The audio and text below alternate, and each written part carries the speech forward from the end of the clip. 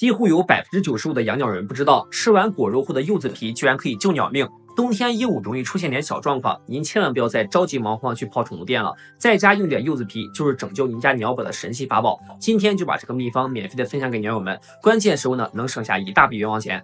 把吃剩的柚子皮洗干净，加一把花椒放进锅里煮10分钟，放凉后装入喷壶，轻轻喷在鹦鹉的羽毛和笼子上。柚子皮里面的柑橘精油和柠檬烯都是天然的驱虫剂，对虱子、跳蚤特别管用。